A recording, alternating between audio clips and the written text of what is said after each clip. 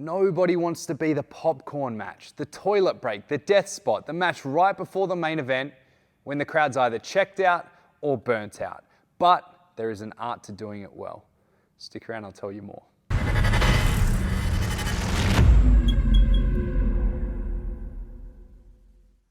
So the term popcorn match is actually generally given to the match straight after intermission. People are still coming back from getting their popcorn, having their little break, so they might miss the first part of the match. But you also see it referred to as really any match that is between the exciting stuff, between the stuff that matters, usually right before the main event. And yeah, this depends on how the promotion books their shows. Some promotions like New Japan, they book their shows very linearly. So they'll get bigger and bigger and bigger for the last 3, 4, 5 matches. But most independent level shows, they have peaks and valleys to the way they structure their cards, and the match before the main is generally that break. It's that downtime. It's the go to the toilet, get ready for the main event that's about to come. So I'm not going to sugarcoat it. It's tough. It's a really tough spot to be in, but there's definitely some ways that you can do it right and potentially earn yourself bigger and better opportunities down the track. Now, another more positive term for this match is the palate cleanser, the match that goes on before the headliner that gets the crowd ready for it. And I want you to keep that term in mind because a lot of the things that I think you should be doing in this spot are all based around cleansing the palate. If you're enjoying these videos and want to support me in making bigger and better content just like this, make sure you head over to my worldbeaterwrestling.com Patreon. It's a community for pro wrestlers, current and aspiring, a place of networking, collaboration, and exclusive learning content to help you on your pro wrestling journey. Anyway, back to the video. Now, I guess as I always say, the first thing you want to do is make sure you know what the booker wants. The booker might have a certain story or outcome or something else they have in mind that will kind of determine how you go about your match.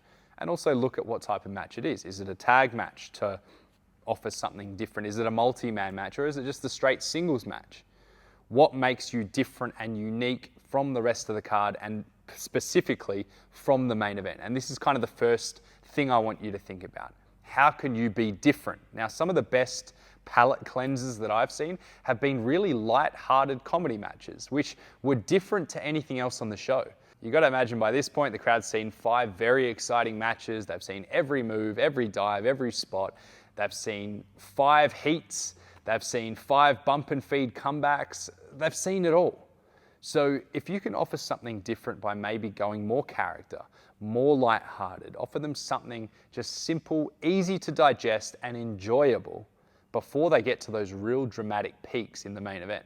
Really, the worst thing you can do in this spot is encroach on the main event. Don't do anything they're doing. Don't even come remotely close to anything they're doing. And if you're thinking about stealing the show, this is the one match where you want to get that thought straight out of your head. This is all about being selfless, doing a job. And if the booker's really given you no insight or focus on what they want from your match, well, you're kind of in nothing match territory, but to me, that means you have little expectations and plenty of potential to do something really great. We generally want to keep this match short and sweet as well. Definitely don't overstay your welcome. Go to time, maybe just under if it's okay. And if that crowd is really flat and not vibing with what you're doing, don't be afraid to take it home.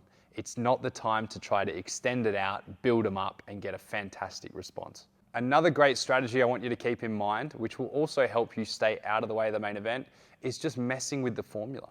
Again, it comes back to the fact that people have seen the 3-act structure over and over. They've seen the shine heat comeback.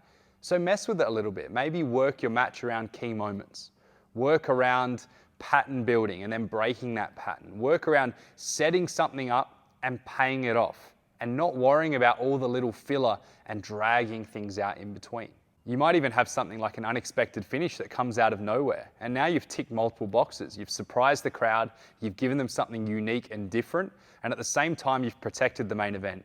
Now they can have all the false finishes, they can spend a great deal of time in that home stretch, and they can hit those higher gears of emotional drama that you haven't touched. And finally, make sure you stay positive. Every minute on a live event is a minute to show who you are, a minute to stand out, and a minute to make a lasting impression. So let me know what you thought. If you have any experiences with being in the palate cleanser or the popcorn match, what was your process for putting it together?